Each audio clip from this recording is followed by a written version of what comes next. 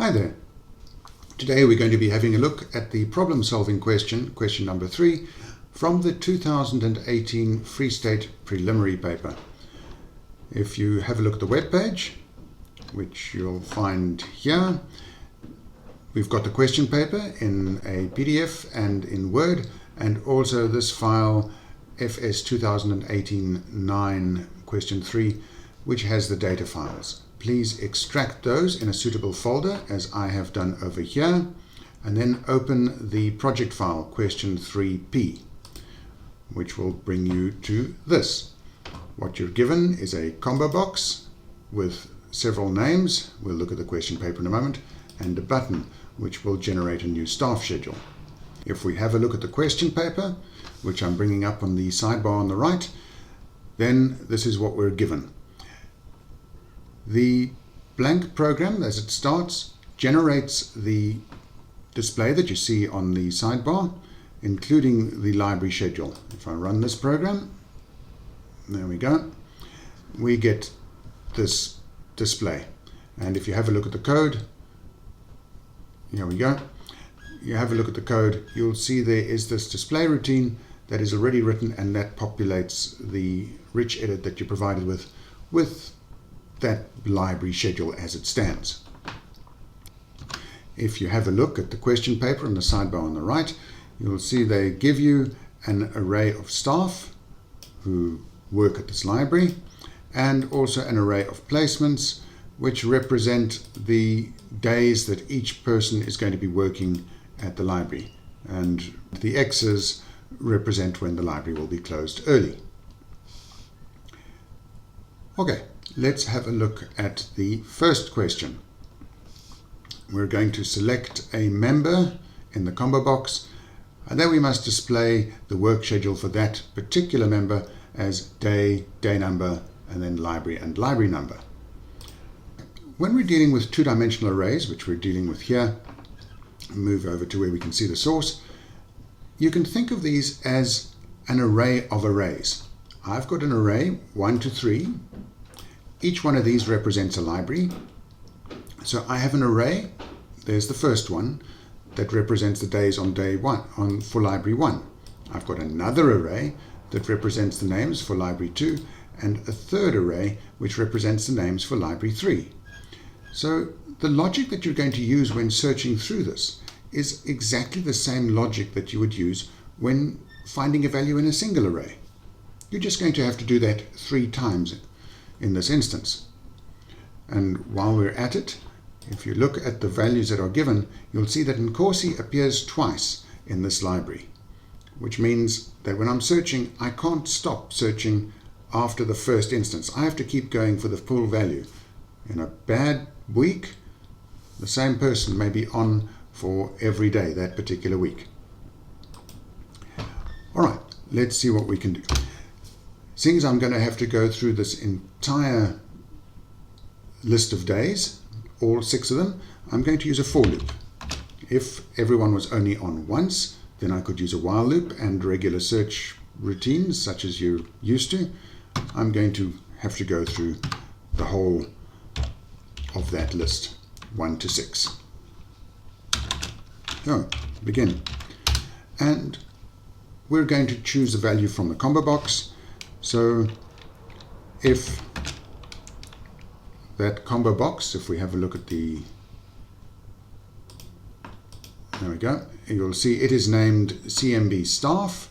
So CMB staff dot text is equal to, and then the value from the array that I'm looking at, which is array placements. And just to illustrate the point, I'm going to start with array 1, and that is I. And because I prefer that, we'll make that at CMB for combo box. We'll make those small letters. Right, when I find the person, I'm going to add that to the rich edit, which is named red output Q3.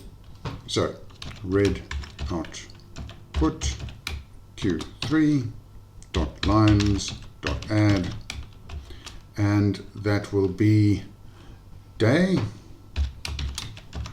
with a space, and then the day number, which is represented by the I value I have over here, int to string I, plus a dash, library, hash, and then the number of the library. Now, this is exactly how I treat it for one single array. I have to do this 3 times, so this value and that value are going to come from another loop, which is going to wrap around this one to enable this process to happen 3 times. So for, let's call this j, is 1, 2, 3. Begin, and it's given me the j variable. To indent these, Delphi provides Shift Control I. There we go, and I can now replace this variable with a j, and this here with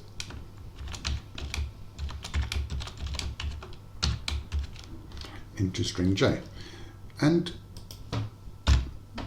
that should provide my output. Let's see. Let me select Trevor. Trevor is on 3 times. We know Nkosi is on twice on the library 3, so let's see how he's doing. All right, so far so good. I do also want to display the person's name and maybe provide a little bit of a gap, so let's add that small detail.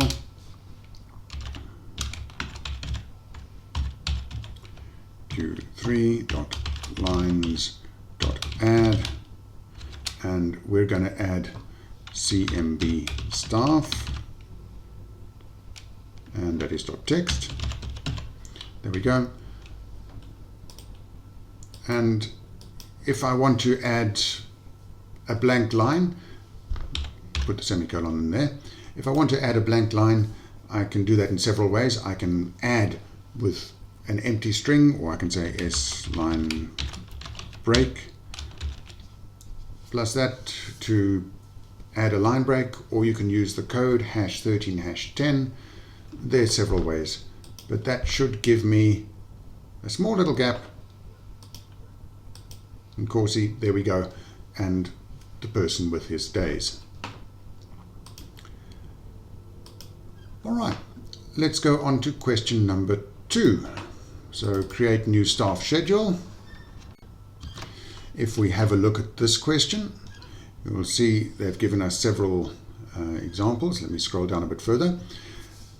There are rules for how these schedules are created. The first one is we're going to process the array staff in order of their arrangement in the array, and these are going to be added to the list: Trevor and Corsi, Tamsin, and so on. All right, so this will be a simple for loop going through this 6 times. For I is 1, 2, 6, do. And we don't have to clear the array placements at all. We're going to be writing over all the values. We don't have to add any new rows, which you can't do in any case because this is a static array. So let's do this. Placements. And this is the first row, so it'll be row 1. And I'm going to be referring to the cell, if you like, I. I'm working strictly with that first of the 3 arrays that we identified. And we're going to take a value from the staff array, and if you remember, that is named array staff. Seeing as I was there, we can just copy and say I.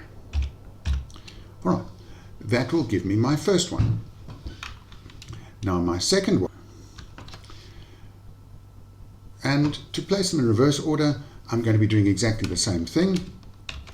You can do this in a separate loop, but I already have the counter there, I. So we can say I want to count 7 minus that. And that will, remember, I starts at 1, so 7 minus 1 gives you 6, 7 minus 2, and so on until we get 7 minus 6 gives you 1. That will reverse the order, and we've done each of them in the same loop. Now for library number 3, they're being slightly more difficult. In this one, you can have a random day which has the value 5 X's, which represent that the library is closed. The other names have to be generated randomly out of the staff array, but you must also test to ensure that the staff member is not already allocated to one of the other days. It's easiest to select the random day after you've completed the allocation of days to all the various staff members. Then you just replace one of the members with that library closed. So we can follow the same logic. Again, I can do this in a second loop, which I can place after this first loop, or I can do it inside the loop. Being inherently lazy, I am going to do this inside this loop. And what I want to do is select a random name, which is going to be random 6, and we'll take that from array staff.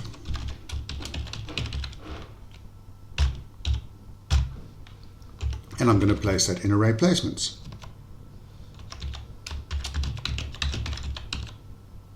That is library number 3, and it'll be my I value. And I notice that I left out that the line just above that should be referring to library number 2. All right, that's the basic idea, but I have to be a bit more complex than that. This will choose any one of the random staff members, so it could choose one of those that has already been allocated. I need to check that this person has not been allocated and then allocate them. That means I'm going to need a variable to store my random number in, because I'm going to have to refer to it several times. So let's call this our staff. So our staff is going to be my random number.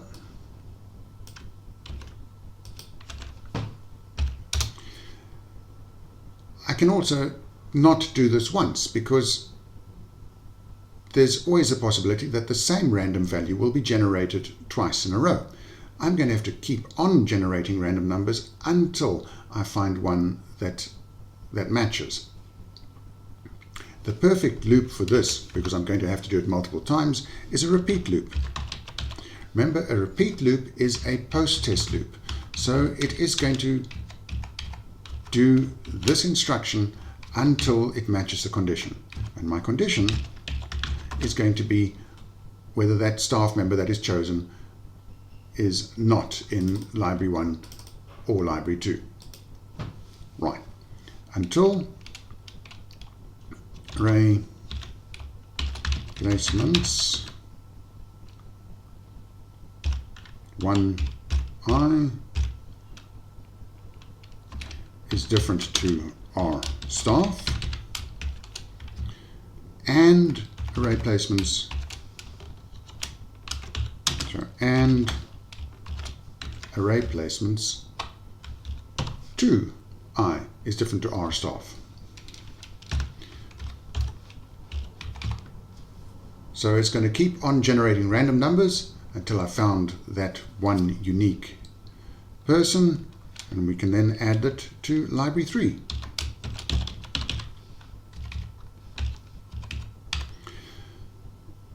So I've now populated my array with all the various people. Now I choose a random day and close the library. There's no reason why I can't reuse this variable that I've created. I could also reuse the I, or I could even place the random selection inside my array selection, but I find it neater to use a variable. It keeps things easy to read. So equals random 6. We're still choosing the same random days. There we go. And placements, and that's library number 3, I equals 1, 2, 3, 4, 5. Last thing, it's not specified, but we assume that you're going to have to display this. We have that display routine. Remember, this was provided in the question for us, so we can use that display routine to do our output.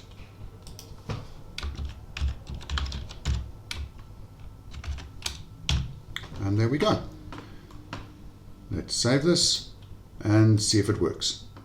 All right, I've made a mistake here somewhere. And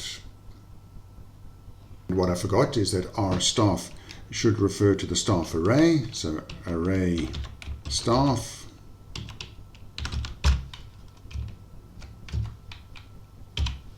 And the same on this side.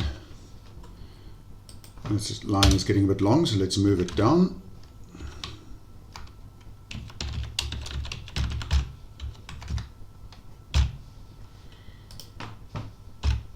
That should do it.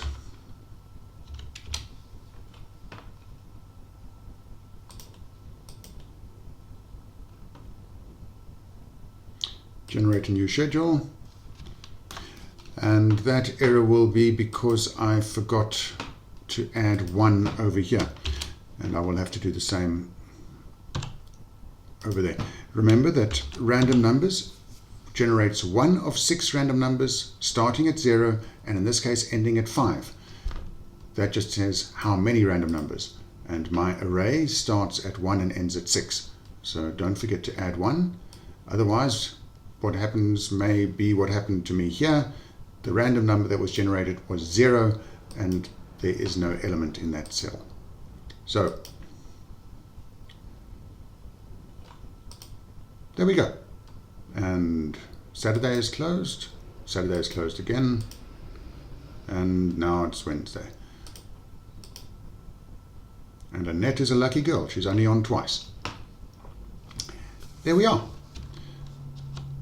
Quite short and sweet. I hope you didn't have any trouble with that one. See you again next time. Bye for now.